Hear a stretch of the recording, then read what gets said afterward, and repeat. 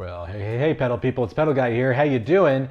It's questions and answers time, episode 13, and we're gonna get started right now.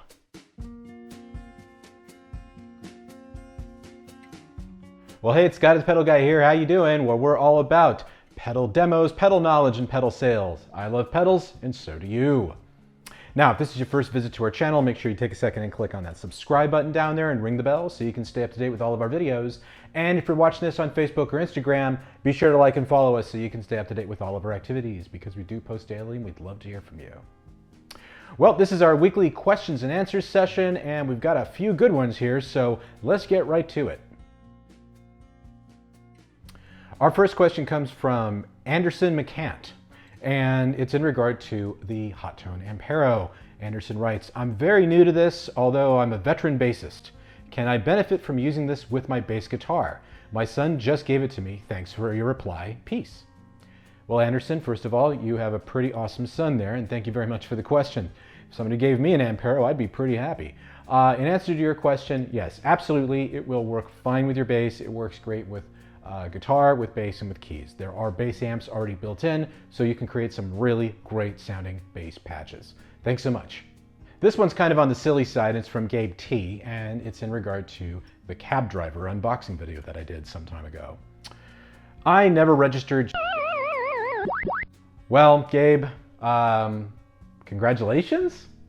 I don't know how to respond to that other than to say you really should, because if you don't get warranty service, you don't get technical support. Those are the kind of things that you need to do. Or taking a couple minutes to register won't kill you, and it will probably help you in the long run. But hey, different strokes for different blokes. The next one here is in regard to the Trio Plus and using it with effects. And it's actually the video I did where I used it with an amp. I'm not going to try to pronounce or spell out the screen name here. It's kind of a tongue twister. Watching this, I have no idea how you're hooked up to the effects side. You tried to be very comprehensive at first, and then you skipped having everything hooked up and teaching it a song. I'm just trying to get a simple hookup video. I understand sending the mixer out will keep the bass and drums separate, but I am using the multi-effects unit with my amp, so I want a simple video on that. Thanks though. Well, thank you very much for your feedback. And you might be happy to know that in that same playlist on the Trio Plus, there is another video that will show you how to use it with effects. So I already thought ahead on that one, and you're good to go, man. So just have a look at that video, and hopefully that'll answer your questions. Our next question is from Gerardo Garcia, and it's in regard to the more micro preamps. Hi, Mr. Pedal Guy. Well, I'm being called Mr. Hey, thank you. I'm looking for good cleans in this kind of micro preamps. Do you have a recommendation about that? Thanks for your attention. Well, thank you very much for your question, Gerardo. Quite simply put, the M007 has some very good clean tones in it. Unfortunately, we're out of them now at this point. We don't have them anymore. But if you happen to find one out there on the market, that's the one that I would choose. So hopefully that helps you. Our next question is in regard to the Headrush pedal board video that I did with GarageBand iOS from Fernando Diaz. And Fernando writes, can you control GarageBand with a MIDI controller, like trigger the song sections, ergo verses, choruses, fills, and start-stop? Fernando, thank you very much for your question. I looked it up, and it does not look like you can do that specifically with the timeline of the GarageBand iOS. However, you might be able to get it done with the grid version of GarageBand iOS, where everything is in vertical grids. If you use something like a launch pad, that might do what you're trying to do. But you might want to look that up. Frankly, I don't know, but it's, I'm sure if you do a little research at that, you'll find somebody who has an answer for you on that one. But I hope that helps. Our next question is from Aunt Jennifer, and it's in regard to the looper board video I did from a couple weeks ago, where I showed you how to use the looper board as a vocal effects processor. Aunt Jennifer writes, this is great. Would be really cool to show what the pedal looper board does with the latest update and dig deep into the looper on that too. Teach us great new ways to head rush. Well, Aunt Jennifer, thank you very much for the feedback. I appreciate it. And you'll be happy to know that that is definitely in the works. I'm simply waiting for the next update for the Headrush looper board. Now, I can't tell you specifically what's in it yet, but I can tell you that it's going to be a pretty massive update.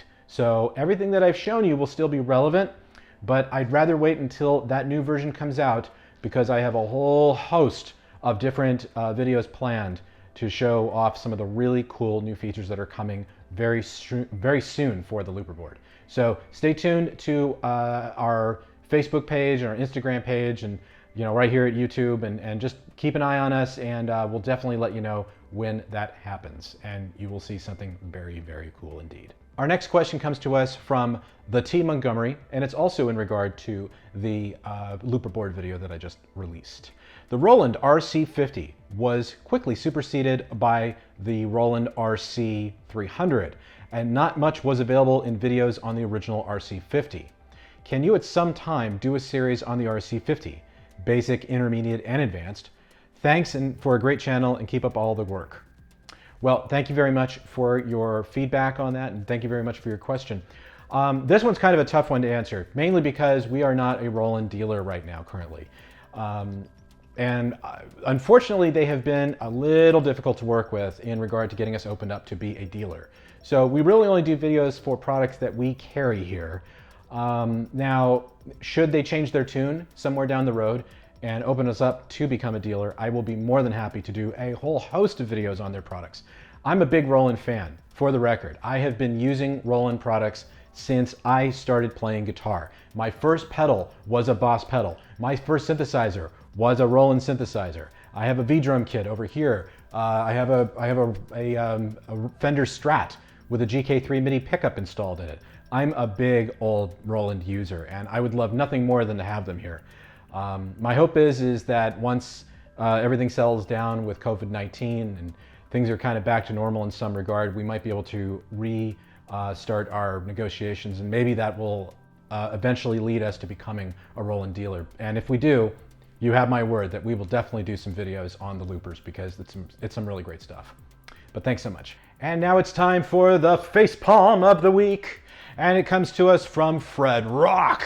And it's in regard to the first part of our interview series with KDH. And Fred writes, "Why would you put this attention-grabbing douche on your show?" Well, Fred, first off, I'm sorry you feel that way. I felt that my interview with KDH went quite well. I think he's a very well-spoken individual, and he's very insightful, and he had some really great thoughts. And there will be a part 2, 3, and 4 coming, so you might want to come back and check those out. However, name calling is not really ever necessary. And I know that he may have stirred the pot a little bit with his videos on certain topics, and we are not taking a position of whether he was right or whether he's wrong. I was taking it from the position of, hey, you know what? He happens to be a really good guitar player. If you've watched his videos on playing guitar, he's really good. And he's got some very cool thoughts on wet dry rigs and a couple of other things that you might really find interesting. So I invite you to come back and check it out, but hopefully, come back with a better attitude, all right? All right, well, that wraps up this episode of Questions and Answers. Thank you so much for coming by and checking out what people are asking and feedbacking about. And if you have any questions, by all means, use the comment section below and let me know, and maybe you will be featured on a future episode. So for more information on the pedals that we've discussed and other topics, please visit us at thepedalguide.com. Also be sure to follow us on Facebook and Instagram, and please subscribe to our YouTube channel. Thanks and have a great day.